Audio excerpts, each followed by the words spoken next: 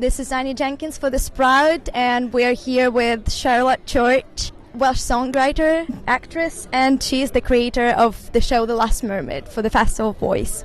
Hello, Charlotte. Hello, how's it going? Good. How are you feeling after the show and everything? I feel really good, pretty energised. I got a bit of a chest infection coming on, which is a bit like... But I'll dose myself up with all the good things the doctors give me. But yeah, it was wonderful, and I feel like every time we do it, because obviously it's a brand new show, every time we do it just gets better and better, and the cast become far more like little community, and everything has clicked, I think. So yeah, it's great. Yes, we were just talking to one of your waves, and she also mentioned that the show is very dynamic and you change a lot of things as you go. So is it going to be like a completely different show by the end of your tour here? I don't think it'll be a completely different show, but we've just been adding things in, refining things as we go along. So we come in the daytime, and well, that could be better and that could be better, and we're going to slightly change this. And I suppose, like, I've never done theatre before, but I hear what the professionals tell me is that this is what happens, this is the way it goes. You have your notes, you have your things to change, and then you go back and you do it again. And it's thrilling. It's a really thrilling medium. Obviously, like, everything's completely live, so anything can go wrong. So that is like nerve-wracking, but also like enthralling and amazing. Yeah, but I mean, the show we've made is pretty intense and magical and immersive. So I mean, every time we've done it, the audience have completely come with us wherever we've gone, which is a wonderful, lovely feeling when you're on stage. Yeah. It was a magical show indeed. Thank you. I have a couple of questions about the background. So the show is based on The Little Mermaid. What was the reason for such a choice? Well, we were thinking about the Festival of Voice, and how The Little Mermaid is a story where she is essentially voiceless, because she gives her singing voice in order to become a human. We've slightly changed that because we wanted her to be... Lots of fairy tales are written not from a feminist perspective, and lots of the characters that you have, lots of the main characters are, you know, doing it for love, doing it for a man. There's no other purpose than for a man, you know, or, you know, that all of the women in are evil, whether it's evil stepmothers or evil sea witches. So we've tried to change some of those things because, you know, lots of these fairy tales were written back in a time when patriarchy was the thing, you know. So it, you know, just things like she sort of, it's her own journey, and instead of like an evil sea witch, we've got a genderless, benevolent ancient whale, which turns her into a human. So just little things like that, where we're just trying to still keep Hans Christian Andersen's original spirit and some of his original messages, but to make it for a modern audience. And we've also included things like, you know, ecological changes and climate change and the pollution of the oceans, but we've tried not to do that in a way where it's like, recycle, look after the planet, because people don't respond very well to that. So it's hopefully more just like, this is what we're doing, these are the effects, what can we do? And the whole idea of the show is about connection. And to connect with each other, to connect with other humans is the most important thing we can do whilst we're on this earth. And the only way that we're going to solve all of these incredibly complex, nuanced problems with the world today is by properly connecting with each other and not spreading hatred or xenophobic ideas. Is just to be, you know, all-encompassing and loving your fellow human. Thank you. That's very nicely put. That's like 2 of my questions. Sorry. No, that's okay. I love a talk. I love a chat.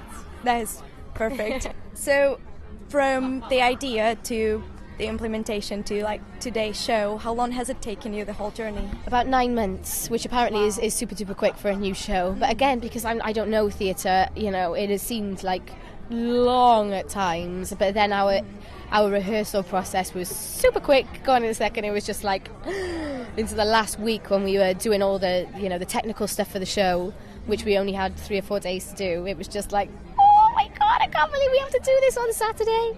But yeah, we did it on Saturday, and lots of my friends and family who came on Saturday were like, I absolutely love that. So we sort of knew that it was okay, even though there were bits we were like, that wasn't right and that wasn't right. Yeah.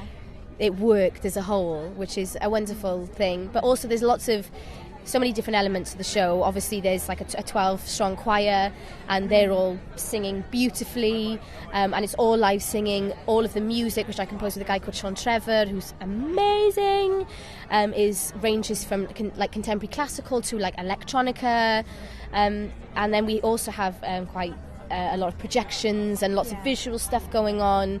We've got mermaid avatars, which are these big floating projections, and it's exciting. Yeah, it is.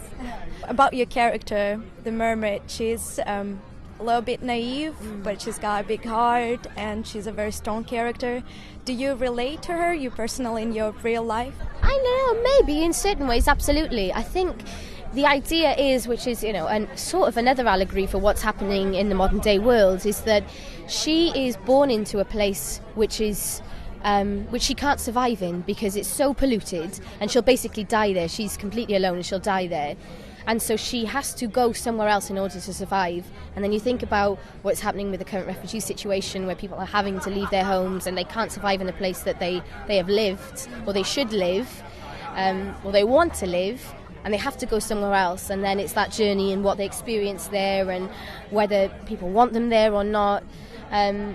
So she goes through a lot of changes, and she gets to the city, and she is, of course she's magic because she's the Last Mermaid.